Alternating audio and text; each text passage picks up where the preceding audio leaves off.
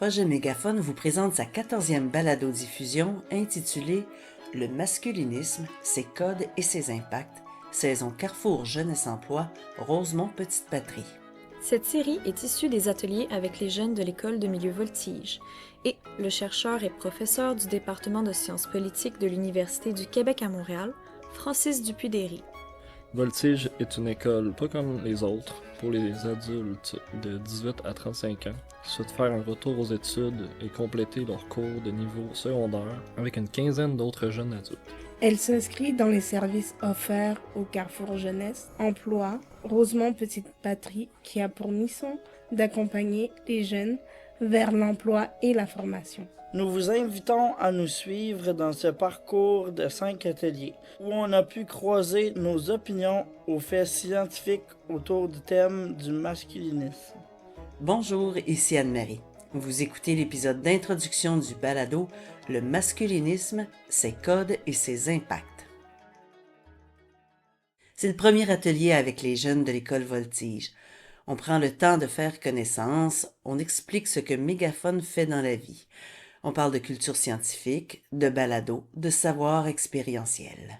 On entre ensuite rapidement dans le vif du sujet, le thème qui animera nos discussions pendant 5 ateliers, le masculinisme. On commence par une tempête d'idées. Tout ce que le mot masculinisme nous inspire, c'est Isha qui se lance la première, suivie de près par Katia. C'est comme le féminisme, non? Ben, me semble qu'à la base, le masculinisme, ça vient des mouvements incel qui étaient sur Internet. Donc ça, c'était Involuntary Celibate. Puis ça s'est beaucoup popularisé à travers les dernières années, à travers des personnes comme Andrew Tate. Puis c'est un mouvement qui se veut être l'anti-féminisme, genre. Puis souvent, ça va être dedans, ben, enlever les droits des femmes, régresser, en fait. C'est plus, moi, en tout cas, comment je vois ça, c'est que c'est des hommes qui ont peur face aux droits des femmes, fait qu'ils essayent de les enlever. Ah, c'est pas mal, c'est pas mal bien. Ouais. Je sais pas. La tempête d'idées se poursuit. Et si tout le monde n'ajoute pas nécessairement son mot, tout le monde a les oreilles bien alertes. Surtout quand vient le temps de nommer des figures bien connues associées au masculinisme. On va aussi écrire Andrew Tate. Ouais, qui est comme, c'est lui qui a pas mal popularisé le mouvement depuis, genre, je dirais comme 2019-2020, là. Surtout après COVID, je trouve que ça a beaucoup remonté, là. C'est un mouvement qui est apparu durant le début des années 2000 sur des sites comme par exemple 4chan ou genre Reddit. Puis, c'est des gens qui considèrent qu'ils sont célibataires mais involontairement. Donc, ils essayent, par exemple, d'avoir des rencontres avec des femmes, mais ça ne marche pas. Puis pour eux, c'est pas de leur faute à eux, c'est de la faute de la société. Ben, ça pourrait aussi être l'exclusion. Genre, je sais pas si ça dit gender equality, là. Ouais. Qu'est-ce que t'as dit, Jordan? Gender equality. Égalité des genres. Ah oui.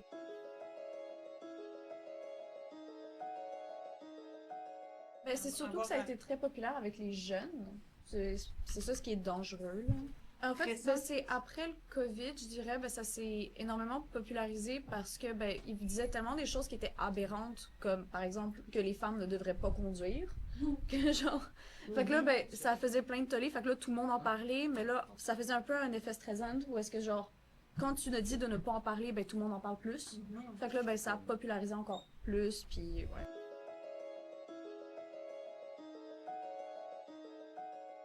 Le groupe est composé de 14 jeunes, majoritairement de jeunes hommes. Comme dans n'importe quel groupe, certains ou certaines prennent plus facilement la parole. Avec un thème comme le masculinisme, la tendance peut s'alourdir. C'est-à-dire qu'émettre ses opinions ou partager ses connaissances sur un sujet aussi chaud peut être confrontant ou intimidant. Le groupe en est conscient et on fait preuve de sagesse. Elle a peur d'être jugée par rapport à son opinion qui est un peu différente. Ouais, mais... Tant qu'on reste respectueux envers tout le monde, tout va bien aller. C'est l'esprit critique, là. Parce que notre opinion provient de notre vécu puis notre expérience, puis c'est tous différents. Dans un deuxième temps, les jeunes se sont penchés sur un document du Secrétariat de la condition féminine qui explique ce qu'est le masculinisme et quels sont ses impacts. On tente un résumé. D'abord, une définition de ce qu'est le masculinisme. C'est qu'il dévalorise les femmes et les filles. Puis qu'il utilise aussi beaucoup de stéréotypes pour venir camper là, les hommes et les femmes là, dans le camp. Donc, par exemple, un garçon ne doit pas pleurer, les filles, ça peut pleurer, mais pas les gars. Parce que les gars, on est tough. Ça, je l'ai entendu 1000 fois. Que la couleur préférée des filles, c'était le rose. Que la couleur préférée des gars, c'était le bleu.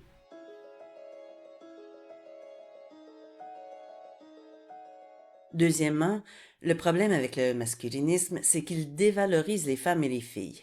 Bref résumé. Donc, les masculinismes les plus extrêmes vont jusqu'à demander que les femmes n'aient plus le droit de vote, qu'ils n'aient plus le droit d'occuper des postes importants dans les milieux de travail, qu'ils ne puissent plus prendre de décisions concernant leur propre corps, ou choisir comment elles s'habillent, par exemple. Le troisième point à résumer, toujours à partir du document du secrétariat à la condition féminine, ce sont les racines psychologiques et sociales du masculinisme.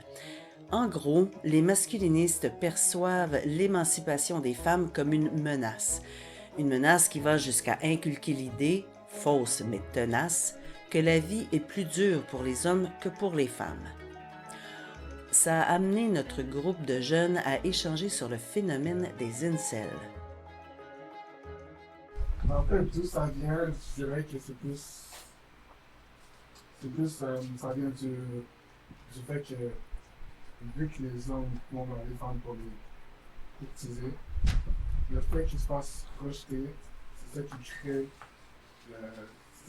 un cycle, le cycle du masculinisme à l'intérieur. Donc la blessure un peu narcissique, là, de se faire rejeter, de se faire dire non. Après la rejection, il est comme un peu impuissant, il est faible en fait. C'est ça qui va le pousser à penser à une image de l'homme viré dans sa tête. Ouais. Alors, le fait qu'il se sente petit à l'intérieur, faible, il va utiliser cette façon de faire au niveau relationnel pour se donner de la force. Le dernier point de discussion portait sur la différence entre masculinité saine et toxique et comment la seconde affecte tout le monde. Un homme qui n'a pas peur d'une femme qui réussit dans sa vie, admettons genre une femme qui fait de la boxe, il n'a pas peur genre de se faire battre par elle, ou il pense pas que genre oh si je fais un combat avec elle, est-ce que je peux genre gagner et tout. Il pense pas directement à ça, il va penser à genre oh c'est bien, tu fais du sport et tout, c'est bien genre et tout, il va l'encourager.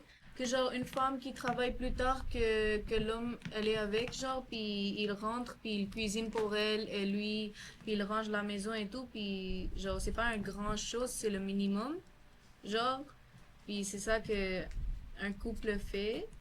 Ils sont pas en compétition avec c'est ça. Ben on a compris que il fallait pas généraliser, dans le sens que c'est pas parce qu'un homme fait preuve de masculinité que on doit penser que c'est tous les hommes qui sont comme ça.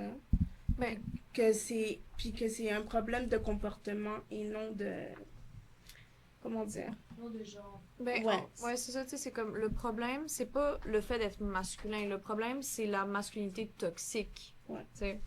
Puis que ça impacte autant les hommes que les femmes là-dedans. Puis que la masculinité toxique fait aussi du mal aux hommes eux-mêmes. Tu sais, puis tout ce qui est, par exemple, tu sais, ne pas pouvoir pleurer, ne pas pouvoir parler de ses émotions, ben, ça impacte négativement les hommes aussi, tu sais, dans leur masculinité.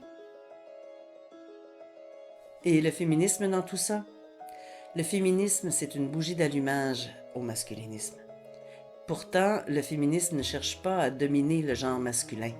Au contraire, il lutte pour l'égalité des genres. C'est un truc qui est important, je trouve, tu sais, sur le féminisme, là, c'est que le féminisme, c'est pas quelque chose qui est en mode « Ah, faut absolument que les femmes y travaillent ». Non, non, le féminisme, c'est tu as le droit de faire ce que tu veux. Si tu veux être une femme au foyer puis t'occuper de tes enfants, tu as absolument le droit. Le féminisme, ça fait juste se battre pour donner les femmes le choix de faire qu'est-ce qu'elles veulent. Si elles veulent être chef d'entreprise, elles peuvent le faire. Si elles veulent être femme au foyer, elles peuvent le faire. C'est tout ce que ça fait. L'atelier tire à sa fin. Le moins qu'on puisse dire, c'est que la glace est brisée et qu'on est prêt à recevoir le professeur Francis Dupuis-Déry dès la semaine prochaine. Merci à Samuel, Patrick, Adnel, Vincent, Christian, Isha, Richel, Jordan, Katia, Olivia, ainsi que Constantin, Patrick le prof, Christy et Anouk qui accompagnent le groupe. Pour clore l'atelier, on a demandé aux jeunes d'aller partager leurs réflexions au Voxbox. Le Voxbox est cette boîte où chaque participant se retrouve seul devant le micro et partage ses impressions sur l'atelier. On a demandé à chacun et chacune de se fixer un objectif pour le parcours et de nous dire ce qu'elle ou il a retenu. On débute avec Richel. Quel objectif je me fixe pour le parcours? Donc moi j'ai écrit être présente parce que je suis pas toujours présente dans les ateliers des fois. Ce que je retiens aujourd'hui, ce que j'ai retenu, c'est que la masculinité est différente de plusieurs façons sans que ce soit toxique. Donc un homme peut être vraiment masculin sans que ce soit toxique. Une fille peut être vraiment féminine sans shadow l'homme, je veux dire mettre de l'ombre à l'homme. Et c'est à peu près ça. Quel objectif je me fixe pour le parcours? Être moins introverti. Qu'est-ce qui va m'aider à atteindre mon objectif? Écouter les autres. Mon nom est Christian. Quel objectif je me fixe pour le parcours? Dire la vérité. Qu'est-ce qui va m'aider à atteindre mon objectif? Faire face au jugement, malgré ma peur intérieure. Ce que je retiens aujourd'hui, ce que je savais déjà sur la masculinité. Allô, mon nom c'est Katia. Mon objectif que je me fixe pour le parcours, c'est arriver à l'heure. Qu'est-ce qui va m'aider à atteindre mon objectif? Ce serait une meilleure routine et une gestion du temps. Ça n'a pas très rapport avec le cours, mais c'est un vrai défi. Ce que je retiens aujourd'hui, c'est que le cours était vraiment fun. Voilà. Ok, donc mon nom est Olivia et l'objectif que je me fixe pour le parcours, c'est de rester engagée et continuer à donner mon opinion de mon point de vue. Et ce que je retiens aujourd'hui, c'est que le masculinisme se traduit de plusieurs formes différentes. Donc, il n'y a pas juste ce dont on a entendu parler ou vu dans les réseaux sociaux, mais c'est aussi à travers la perception et les points de vue différents, à travers des explications qui nous permettent de voir profondément ce qu'est vraiment le masculinisme. Voilà. Mon nom c'est Vincent. L'objectif que je me suis fixé pour ce parcours, c'est d'être plus d'actualité sur les sujets les plus récents. Salut, mon nom c'est Isha. Mon objectif que je me fixe pour le parcours, c'est écouter les opinions des autres. Pas nécessairement sans juger, mais écouter, être bien avec l'opinion. Essayer de comprendre pourquoi la personne pense de cette façon-là. Et juste accepter le fait que quelqu'un d'autre pense de cette façon-là. Ce que je retiens aujourd'hui, c'est qu'on peut avoir la masculinité, mais en étant une femme, et on peut avoir la féminité en étant un homme. Merci. Patrick, mes objectifs pour ce parcours, c'est d'être capable de mieux m'exprimer et partager mes opinions sans avoir honte.